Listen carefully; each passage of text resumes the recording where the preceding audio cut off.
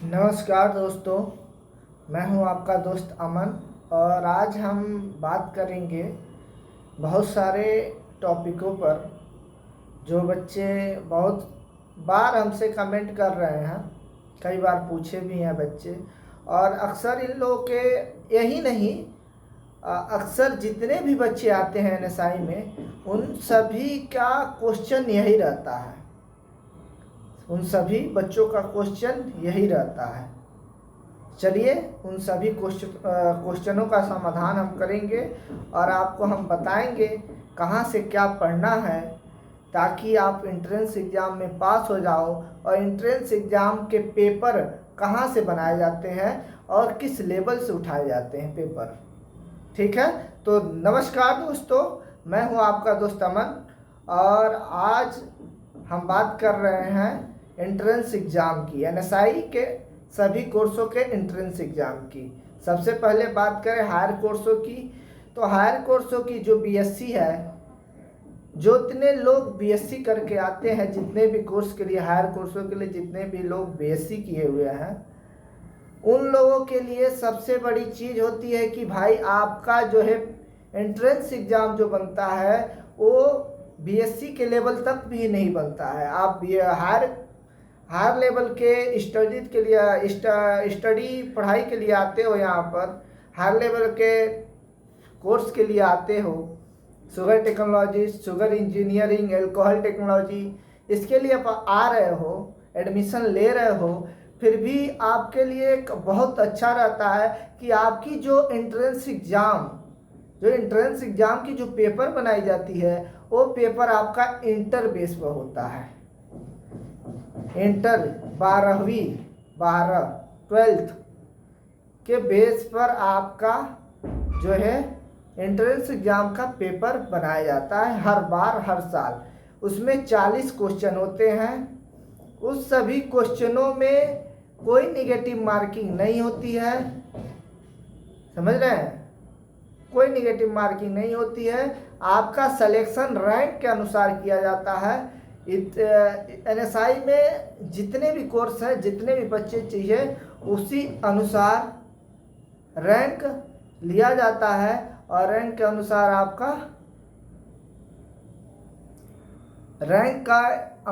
आपका जो है सिलेक्शन होता है काउंसलिंग के लिए, समझ रहे हैं? ये भी बहुत सारे बच्चों का सवाल था कि भैया जो है कि कितना क्वेश्चन कर ले हम कि एंट्रेंस एग्ज़ाम में पास हो जाए। एंट्रेंस एग्ज़ाम में बाबू पास करने के लिए कोई दिक्कत नहीं होती है। एंट्रेंस एग्ज़ाम में बस आपका रैंक देखा जाता है, आप कितने रैंक पर हो। रैंक ऊपर से रैंकों से उठा लिया जाता है जितना लेना हो। समझ लो कि 100 बच्चों को लेना है, 100 ऊपर से 100 तक के रैंक को उठा लिया जाएगा।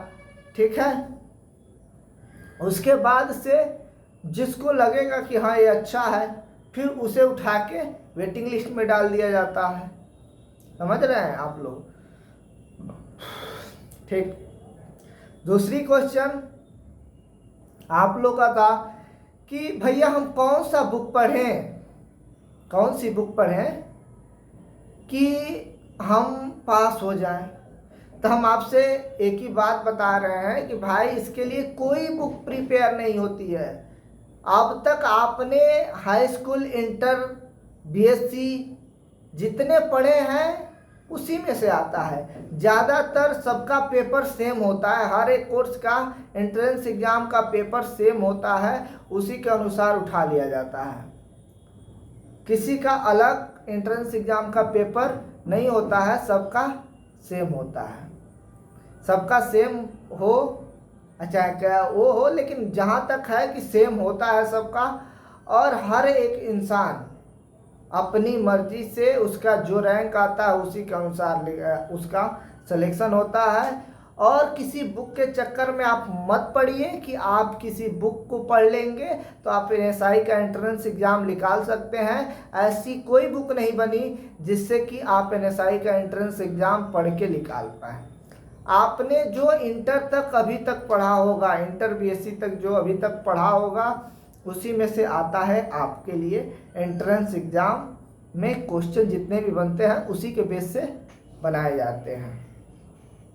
दूसरी बात, उसमें कई लोग थे भाई पॉलिटेक्निक हम कर रहे हैं तो हमारे लिए कोई कोर्स है क्या, एक लड़का हमसे पूछा था। तो उसके लिए हम बता दें कि भाई आपके लिए भी कोई कोर्स इसमें नहीं अवेलेबल है। ठीक है, आप पॉलिटेक्निक कर रहे हैं तो आपके लिए कोई कोर्स इसमें नहीं अवेलेबल है, आप इसमें कोई भी कोर्स नहीं कर सकते हैं, क्योंकि आप पॉलिटेक्निक हाई स्कूल पर कर रहे होंगे और हाई स्कूल पर यहाँ पर कोई कोर्स नहीं होता है, SBCC भी इंटर पे ही होती है। ठीक है, और CCQC भी इंटर पे होती है, जबकि ये दोनों कोर्स से लोअर लेवल के कोर्स से हैं, लेकिन फिर भी ये जो है इंटर पर ही होती हैं। ठीक है, और जितने भी लोग, एक और चीज़ हम बता रहे हैं, जितने भी लोग एंट्रेंस एग्ज़ाम की तैयारी कर रहे हैं वो ज़्यादातर ध्यान देंगे केमिस्ट्री और जनरल केमिस्ट्री की तरफ। जनरल केमिस्ट्री अलग होती है और केमिस्ट्री अलग होती है।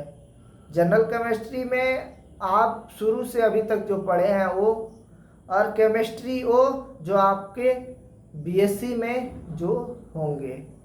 ठीक है, जो इंटर किए हैं तो उनके भी जो भी हो उनके हिसाब से रहता है उसमें क्वेश्चन, ऐसा नहीं है।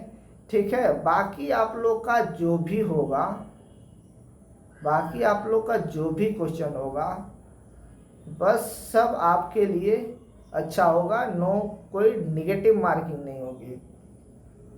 चलिए ठीक, और कोई अगर कुछ आपसे एक बात बता दें, अगर किसी को कोई क्वेश्चन हो तो आप कमेंट करके पूछ सकते हैं, भाई आपका कमेंट का ही जवाब दे देगा। ऐसा नहीं है कि मुझे वो करना है, मैं डायरेक्ट कमेंट का जवाब दे दूँगा, उसमें कोई दिक्कत वाली बात नहीं है। ठीक है, तो आप लोग उतना वो मत रहिएगा, कमेंट भी आप कर सकते हैं।